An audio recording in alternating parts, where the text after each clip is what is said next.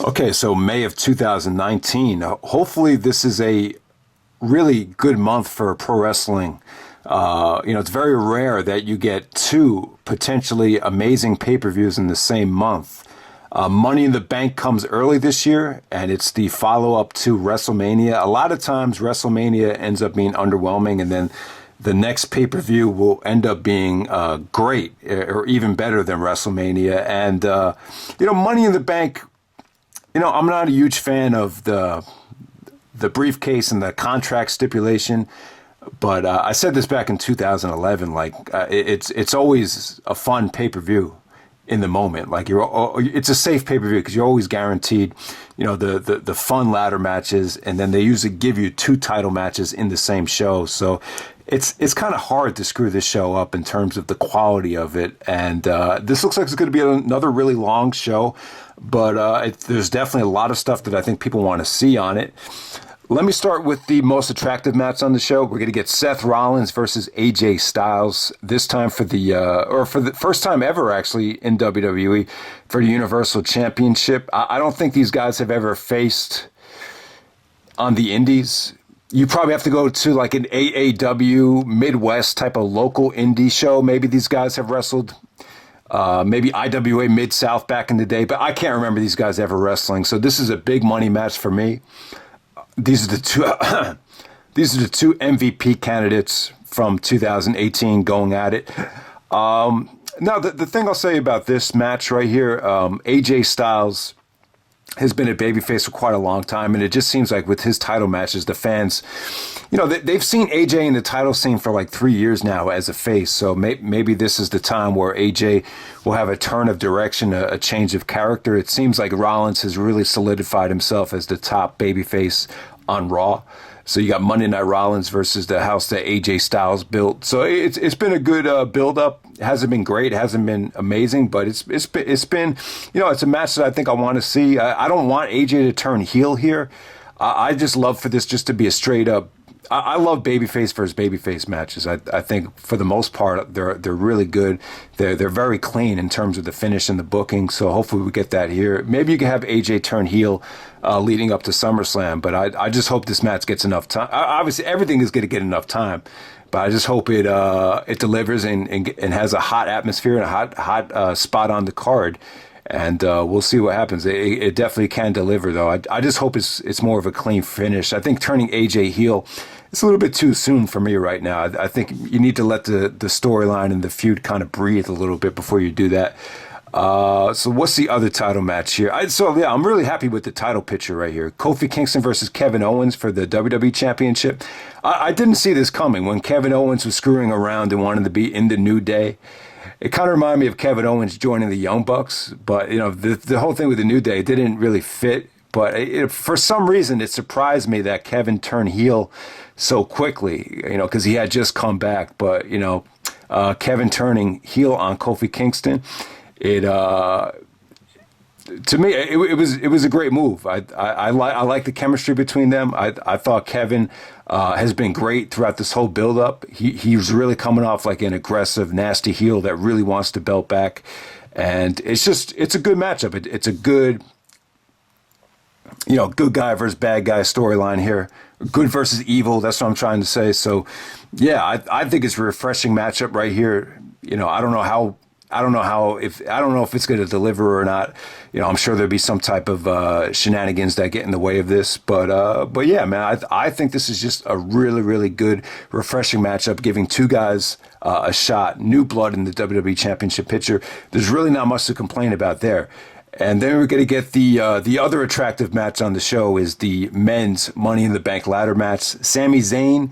Thank God they took Braun Strowman out of this match. Because like I was saying before, when you put Strowman in these multi-man matches, they're just very tough to book, and they're kind of telling the same stories over and over again.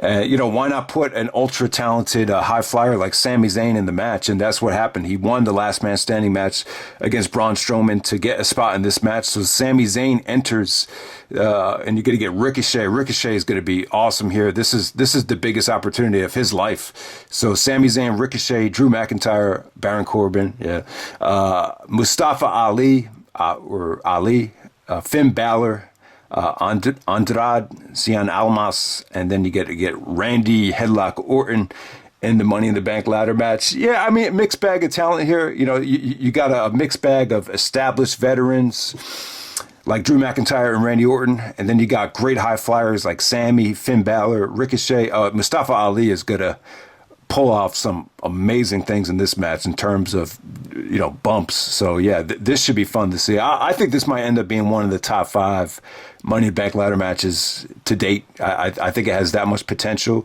Who do I see winning the match? I say it's going to be a toss-up between Drew McIntyre and Finn Balor.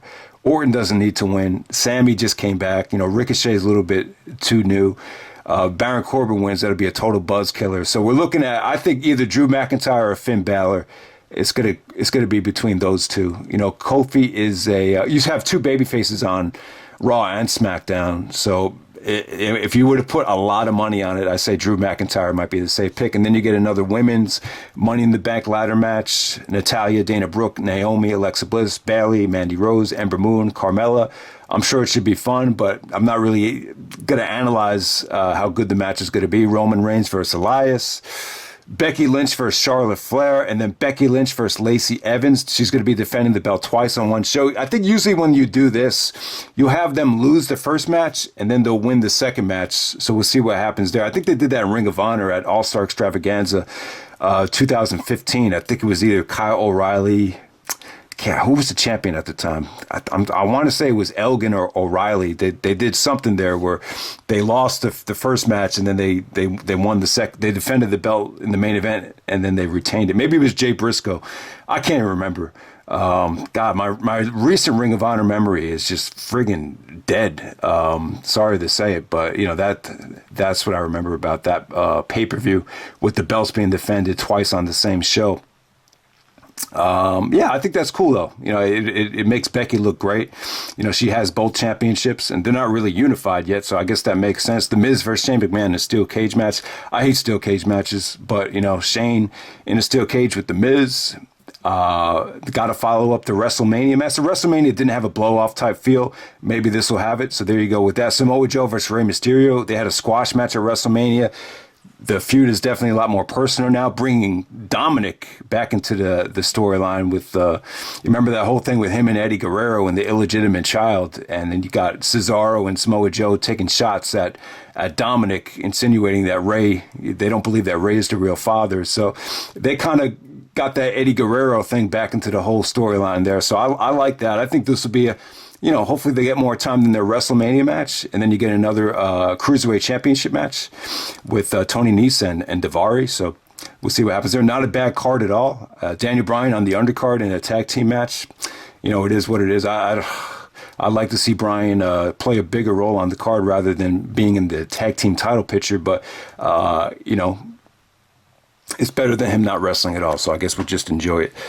So yeah, definitely a good card there. I thought the 2 title matches could be amazing, and then I think that Money in the Bank match could be potentially one of the best in history. So I think it could be a great show. I just hope it's not 4 hours long. Maybe if they could cut it down to 3.5 hours, I think that'd be more conducive for the fan base. And now I'm going to touch on the All Elite Wrestling Double or Nothing pay-per-view.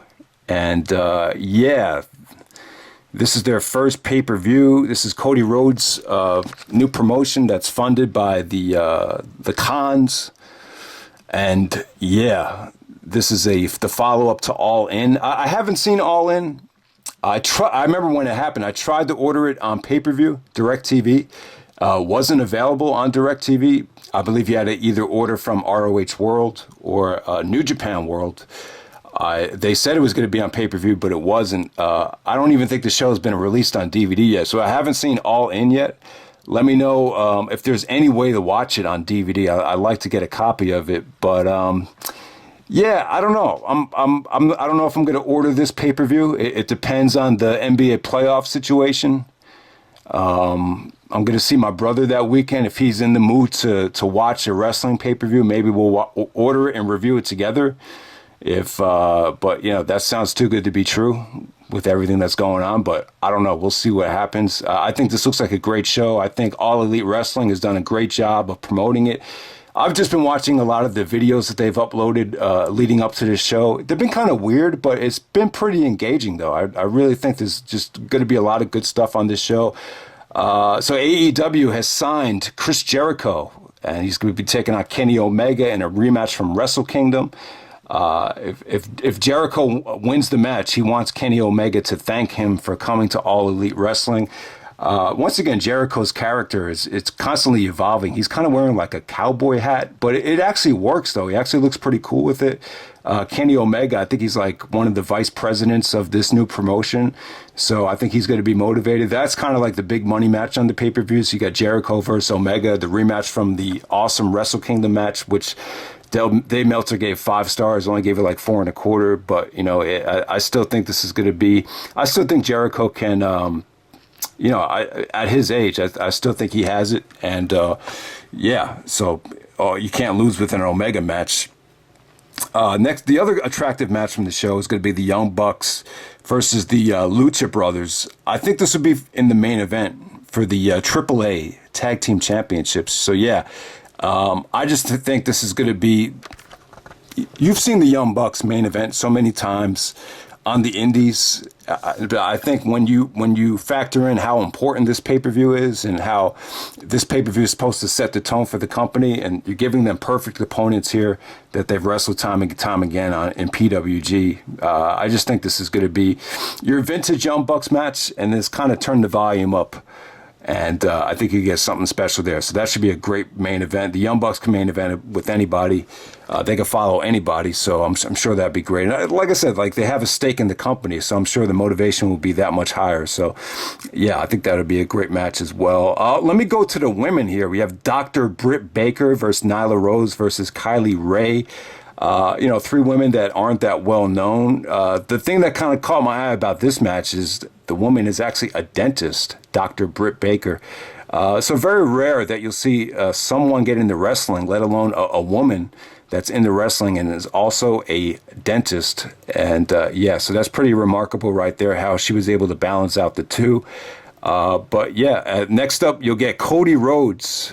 Cody, this is basically his promotion. Him and his wife, have their hands on this probably more than anybody, and he'll be taking on Goldust, aka Dustin Rhodes, and it's a lot of good promos from Dustin Rhodes about how it's coming out how him and Cody aren't that close. I don't know how real the storyline is, but the promos that Dustin Rhodes have been cutting has been really engaging.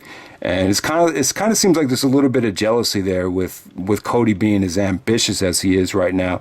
So, it's hard to expect a lot out of Goldust at this stage of his career, but I just remember his last run in WWE was a lot better than expected. So I think both guys are going to surprise us right there. So that's definitely a good brother versus brother match right there. And, so that should be great stuff. Also, you get Hangman Adam Page taking on Pac.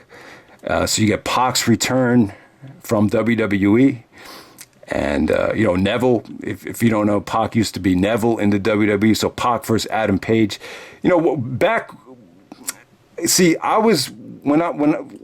I haven't seen Adam Page for a really long time, but the last time I was in the Ring of Honor, he was kind of making his way up, but still wasn't that great. I think the last thing I saw Adam Page in was like a street fight with Jay Briscoe. He got it, but it seems to me like he's gotten a lot better since then.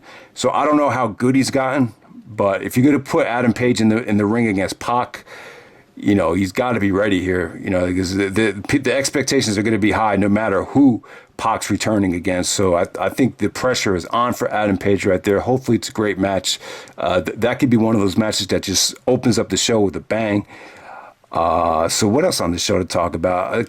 Just added to the show, you have Chucky Taylor and Trent Beretta taking on Angelico and Jack Evans. It's kind of like a PWG versus AAA dream match right here. I think these guys might have, I think Jack Evans may have worked with the Best Friends at Three Mendes a couple years ago back in PWG. But anytime you have Jack Evans going up against the Best Friends, you could expect something special there. I think adding that match to the show makes it that much better. You can get 2 women's matches on the show. Man, goddamn, that's a lot, huh? But, the women's wrestling is really taking off. So you get another 6-woman tag team match there. I don't know any of the participants, so I'll just leave it at that. What else we got here? And then you're going to get a 21-man casino battle royal because it's in Las Vegas. The winner gets a AEW title shot down the road, I suppose.